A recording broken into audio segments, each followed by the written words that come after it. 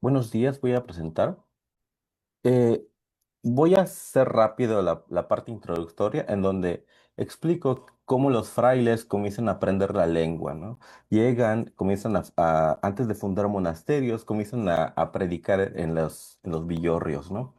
Y empíricamente aprenden el idioma maya y lo van reduciendo según la gramática latina. Y entonces, aunque la lengua maya es muy diferente a la latina, los religiosos franciscanos tienen una educación formada en lenguas clásicas.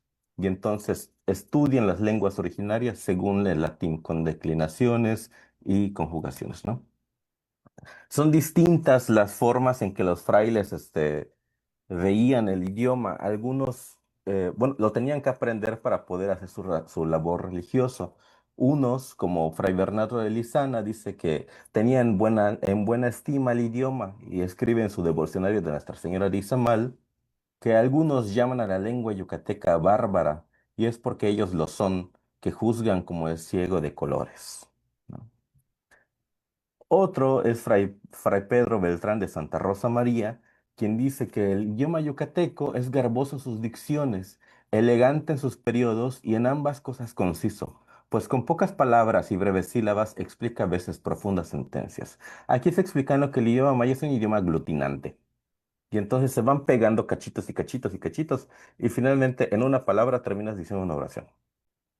Y este fraile tiene su arte de la lengua maya, que es como le llamaban a las gramáticas, y en él dice que la lengua maya es como una rosa espinosa. Dice que la lengua maya es una lengua de punzantes espinos, porque es difícil de pronunciar. Tiene consonantes eyectivas que cambian mucho el significado, ¿no? Y entonces cuenta el caso de un y bueno, y él dice que no solamente basta con saber declinar y conjugar, declinar los sustantivos y conjugar los verbos, sino saberlo hablar. Y entonces da el caso de que de unos hermanos suyos, quienes se subieron al púlpito a dar misa y terminaron siendo el hazmerreír del pueblo. Entonces quisieron decir en maya que Jesús estaba encerrado en el calabozo y terminaron diciendo que Jesús estaba borracho en el calabozo. Y luego que otro que comandaba obedezcan a sus padres y terminó diciendo rasuren a sus padres. O sea, cambia totalmente el sentido, ¿no?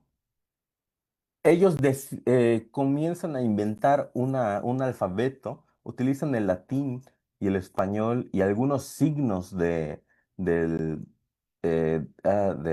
hebreo para poder escribir el maya. Aquí les muestro que a través del tiempo ha evolucionado el alfabeto. El colonial es el que establecieron los religiosos franciscanos. El tradicional ya es algo modificado del siglo XX. Y la norma actual, pues es como, así van a estar mis intervenciones. Ahora, la traducción cultural. Ujú. La traducción cultural básicamente es adaptar la idea al contexto, ¿no? Vamos a ponerlo así. eh, para acortar tiempo, porque está larga la presentación. Entonces, convertir un mundo en otro, podemos decirlo. Está la historia de que cuando el primer misionero llega a Alaska con el pueblo inuit, quiere traducir el Cordero de Dios al idioma de los esquimales, pero pues no hay corderos en Alaska, ¿no? O sea, les puedes decir que es un animal manso, peludito, ¿no? Pero no les significa nada a ellos. Y entonces él decide traducirlo como la foca, ¿no? Y entonces dice, la foca de Dios, ¿no? Ahora, Eugene Nida dice que esa historia es falsa. Bueno, si es falso o no, no nos importa mucho, sino la idea es esa de que cómo adaptas el mensaje a un nuevo pueblo. Esa es la traducción cultural.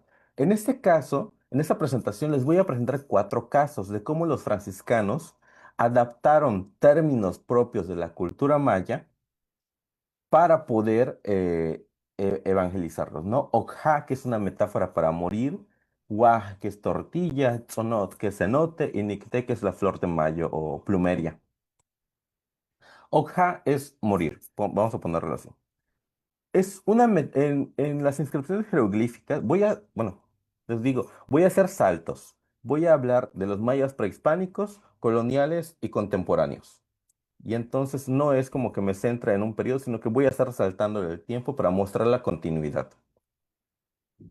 Eh, Entre los mayas prehispánicos clásicos, eh, a- no gustaban de decir que pues se petateó o estiró la pata, ¿no? O que se murió, sino que decían entró al camino o bien entró al agua. ¿Por qué? Porque cuando la gente muere, pues se va directamente al inframundo, no al infierno, sino al inframundo. Y en en las culturas mesoamericanas, el inframundo es un lugar acuático. En el caso de los mayas, se entra a través de cuevas, cenotes o bien pozos, ¿no? Y por eso dice entró al agua, ¿no? Pedro entró al agua, o sea, Pedro se murió. Eh, Quiero mostrar que el maya clásico es diferente al yucateco. Son idiomas parientes, pero diferentes, ¿no? Vemos que hay cognados como chij, que es venado, pasa a quej en yucateco, o tot, que es el maya clásico, pasa a otoch en yucateco y así, ¿no? En maya clásico, morir o entrar al agua se dice ochja, y en maya yucateco se dice okja. Okja, los frailes toman el término okja de morir y se lo apropian y lo resignifican, convirtiéndolo en bautismo. Y entonces vemos el vocabulario mayatán que dice un sacramento y el bautismo. Hasta allá se entienden claramente, ¿no? Es casi español todo. Pero el que sigue dice oxaja tipol, bautizar, siglo XVI. ¿Qué? Y luego dice okja, bautizar y bautismo. O bien okja uka padre. ¿Sí? Estoy hablando de vocabulario mayatán y del calepino motul, que son los diccionarios más antiguos que tenemos publicados. Oxajatipol, eh, Fray Antonio lo traduce como bautizar. Literalmente dice entrar agua en la cabeza. Oxa es básicamente morir y tipol ya le agregaron en la cabeza, como para desambiguar, podemos decir, ¿no? Y se quedó. O sea, pegó y el mismo pueblo maya lo adoptó. Entonces tenemos en la crónica de Yaxcul del siglo XVI que un cronista maya, un indígena maya, está escribiendo cómo llegan los españoles, cómo llegan los frailes y cómo es estas historias, ¿no? Y dice, a ver, déjeme muevo esto porque no veo. Ay, ay, dejé de compartir. Sí, es que no Y veo. ya volví. Ya, es que no veo. Ahí está. Entonces voy a compartir así porque si no, no puedo moverme. Ujú. Y dice, Ken amas campech ukaba kuchi, ti ma okok hat pol kuchi, lai uyashmehen achtunal pech. Y dice, yo Macampech, como me llamaba cuando no había recibido el bautismo, que soy el hijo primogénito de Tunalpech. Entonces, vemos que está agarrando Okokha de ok, ha. Dice entrar agua en la cabeza, ¿no? Y se entiende por bautismo. ¿A qué se refiere a esta práctica? Que cuando los mayas tenían nombres propios y cuando los bautizaban les ponían nombres de santos, ¿no? Entonces, pues, Nachicocom se vuelve Don Juan Cocom, ¿no? Y, y, y así. Y hasta el siglo XXI, Okja sigue siendo el término para bautizar. Entonces dice, le echan palo, Bisaab, Okja. Llevaron a bautizar a ese niño.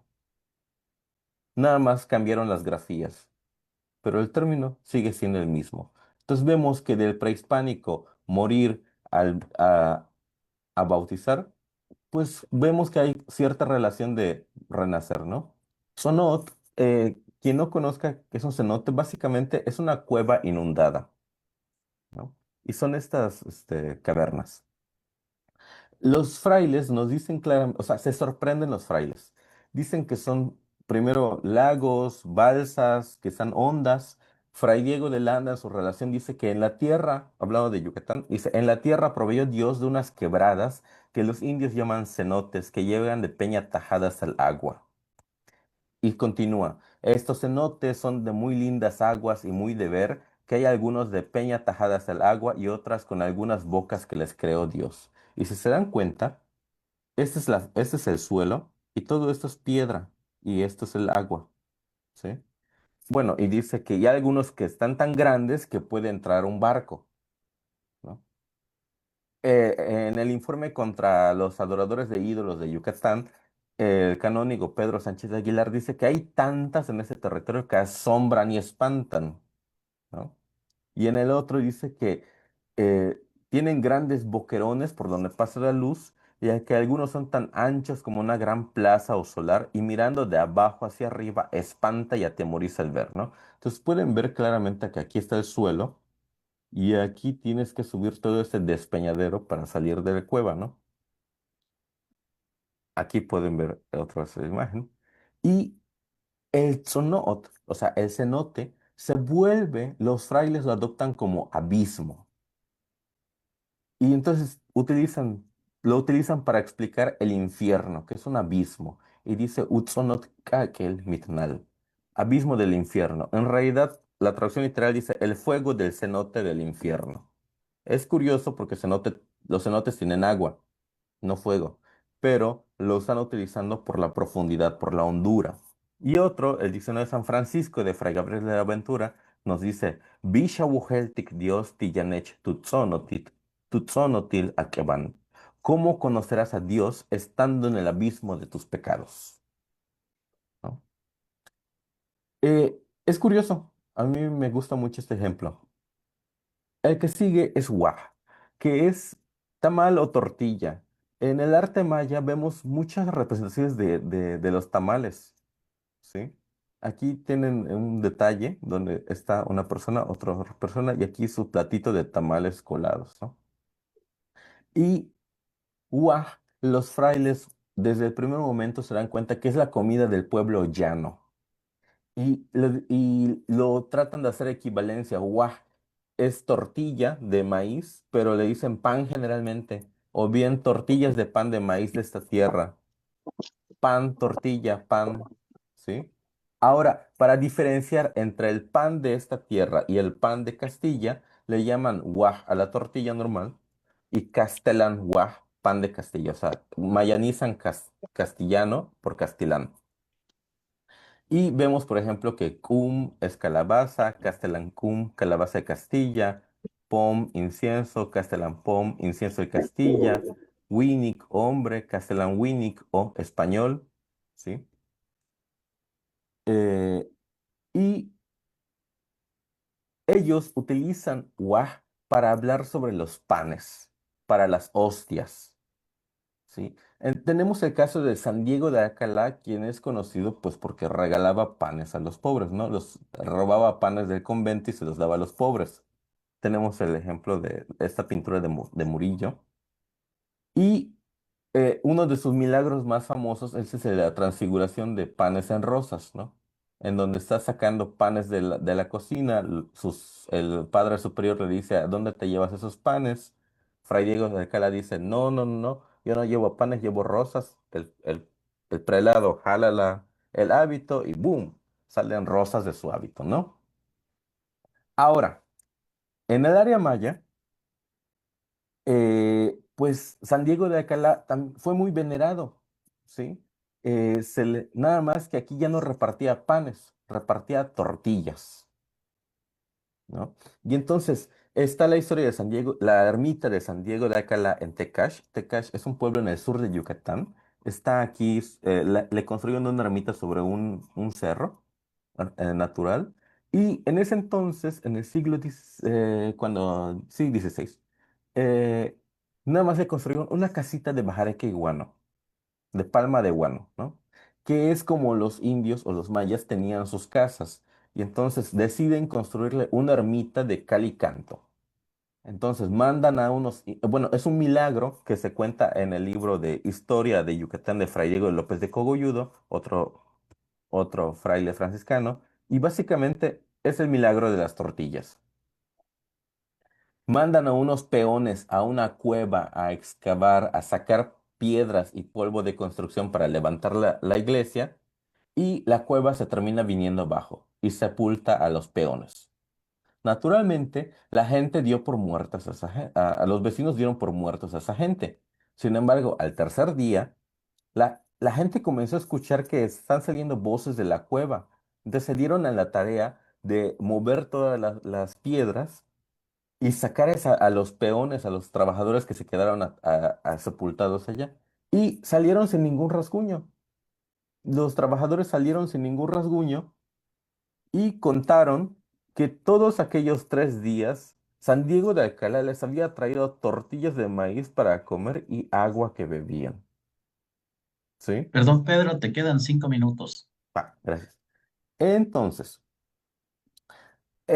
otra versión de Nunquini contemporáneo es de San Diego de Alcalá, quien lo regañan por el Padre Superior por regalar tortillas. Y cuando se traduce el Evangelio del Maya, ponen, porque no solo de pan vive el hombre, lo traducen como no solamente de tortillas vive el hombre. ¿Sí? Y actualmente, cuando se da la misa y el Padre consagra la Eucaristía, dice, Lewahau Winkla Cristo. Literalmente está diciendo, esta tortilla es el cuerpo de Cristo. ¿Sí? Y pues me voy al final ya de una vez. Básicamente, los frailes franciscanos hicieron una labor de lingüística al tener que aprender un idioma, comprender el entorno geográfico y pasarlo a otro, adaptando el mensaje, ¿no? Ahora, sin embargo, los frailes no solamente tomaron el idioma maya para evangelizar, sino que los mismos los mismos mayas tomaron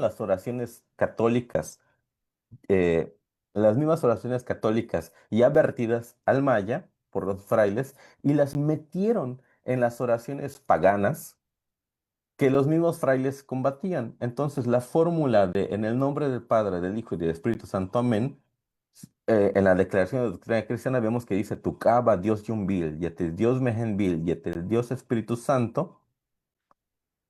Actualmente se reza en ceremonias agrícolas, que son las mismas que los frailes condenaban y perseguían en el siglo XVI y XVII. Y entonces, las mismas deidades del campo que los frailes perseguían, son adoradas en compañía de la Santísima Trinidad y la Virgen María. Y entonces estos sacerdotes agrícolas, quienes piden al dios Chac, que es el dios de la lluvia, que mande lluvias para las sementeras, en la oración dicen, Tucaba, Dios Yumbil, Mejenbil, Dios Espíritu Santo, amén. O sea, en el nombre del Padre, del Hijo y del Espíritu Santo, amén. Gracias. Muy bien. Agradecemos, bueno, a Pedro por su tan interesante ponencia y por ese viaje a este mundo cultural tan interesante y con los datos históricos que nos ha dado. Bien, no sé si tenemos preguntas en el chat, en el auditorio. A ver, voy a revisar nuestro chat. Ya nos pueden hacer llegar sus preguntas. Entonces, bueno, yo iré consultándote algunas cosas, Pedro. Claro. Primero, felicidades. Muy interesante lo que nos has mostrado, ¿no? Como esta parte cultural aflora y este gran problema de las traducciones, ¿no? Y lo que había sido este gran trabajo lingüístico de conocer la cultura, tratar de aprender y esos errores que han ido llevando al perfeccionamiento también del conocimiento de la lengua. Mi pregunta es, en las fuentes archivísticas hay mucho material sobre este tema de vocabularios, diccionarios, catecismos. eh, ¿Es posible rastrear, diremos, los procesos en una línea, diremos, transversal, que conoces las fuentes y nos has hablado de ellas? Sí, sí, sí, sí. Hay casos específicos en donde claramente o sea, bueno, no es como que haya una orden que diga que se utilice tal palabra para traducir tal cosa, ¿no? Pero en los vocabularios ve claramente el patrón de cómo van cambiando. Y hay muchos vocabularios mayas ya publicados por la UNAM o por Plaza y Valdés. Y otros más están inéditos, pero están en Estados Unidos, o en Europa. Originalmente estaban en Yucatán, en los conventos. Desaparecieron, vaya a saber uno cómo, y reaparecieron en bibliotecas extranjeras. Y están muchos inéditos, aunque las transcripciones las ha hecho el paleógrafo David Boyes y las ha subido a su página. Las puede uno consultar claramente, libremente. Sin embargo, el Ya, libro físico no lo tenemos ya, todavía. Sí. Y el archivo histórico de Yucatán, que está en el convento franciscano de Concal, contiene un montón de documentos sermonarios, libros de oraciones, eh, ¿cómo se llama? Los libros sacramentales. Y uno, si va leyendo y entiende lo que está leyendo, ve claramente cómo van cambiando y van convirtiendo mundos en la lengua. Ya, muy bien. Aquí tenemos una pregunta de Bernarda. Dice, muchas gracias por su presentación. Quisiera preguntarle si ha investigado sobre otras palabras difíciles de traducir. Por ejemplo, el riesgo de malinterpretaciones como Dios, Virgen, etcétera. Sí, eh, bueno, lo que hacía, por ejemplo, era tomar nombres de dioses paganos mayas y lo utilizaban para nombrar a Dios. Entonces, Dios Kitbil, o Kitbil era un demonio, así lo ponen, pero terminaron poniendo Dios Kitbil, o sea, Dios creador, Ujú, ¿no? Se lo apropiaron, como, vas a decir como que para exorcizarlo. Y ujú, a la Virgen María la sustituyen o sea, la ponen en lugar de otras figuras religiosas femeninas, ¿no? Los mismos frailes, para decir obispo o prelados y cosas así, terminan utilizando nombres de la religión maya. Entonces toman ujú, Ajaucan King, entonces como gran serpiente sacerdote, pero porque era ujú. era el sacerdote superior, ¿no? Y entonces dicen, es el padre guardián del convento, ¿no? Cosas así. Y, eh, por ejemplo, también utilizan, para decir templo, para decir templo, utilizan el nombre de pirámide, Q. Y las pirámides eran pues templos de dioses paganos. Y lo terminan diciendo Cuna, casa de Dios, ¿no? Para decir eso.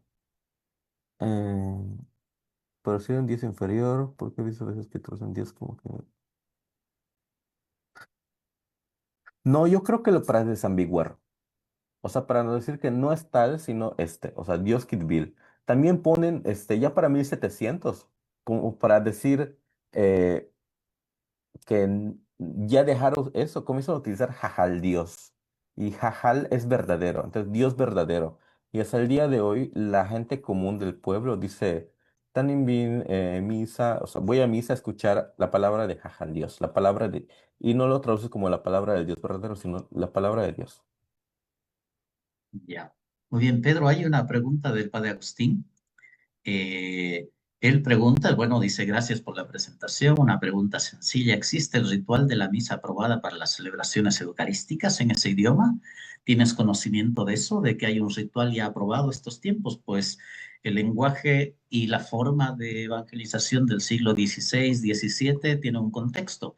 Pero después del Ujú. Concilio Vaticano II se ha trabajado mucho en el tema de la recepción de la Sacrosantum Concilium y hubo un gran trabajo cultural que ha terminado en las consultas locales, en las consultas con especialistas, teólogos, expertos en cultura, y han ido saliendo en las diferentes traducciones, diferentes rituales que acompañan la vida y la religiosidad, pues junto a ello se ha venido trabajando una gran categoría desde la pastoral y de la teología, lo que era la inculturación, y ahora tenemos, por ejemplo, corrientes teológicas como la teología india, eh, los diferentes diálogos interreligiosos que están también presentes en América, haciendo una lectura teológica también de esta experiencia. Entonces, si podrías comentarnos sobre los rituales, si conoces tú algo y nos ilustras, por favor.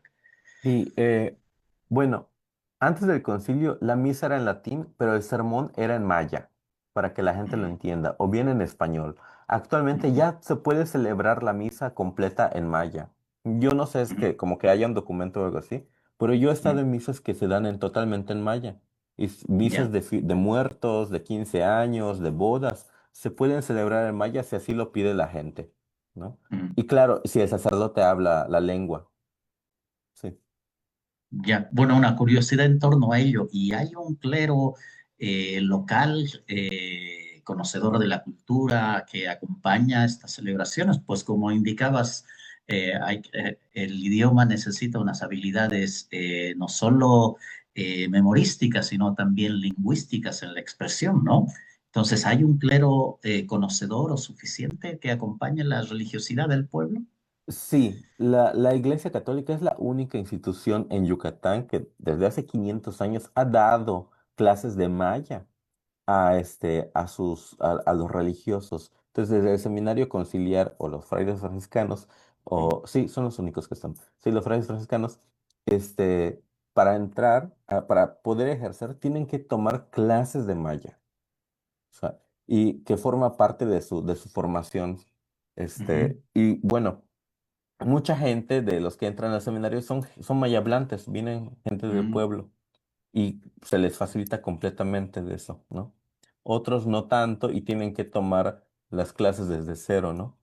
Pero sí hay un clero ilustrado en lengua maya, sí. Ah, La iglesia es la única que ha dado continuidad en la mm. enseñanza de lengua maya en Yucatán, a excepción de esa época de persecución religiosa, donde, cuando se cerraron los templos, pero todo lo demás ha estado continuamente dando año con año clases de maya.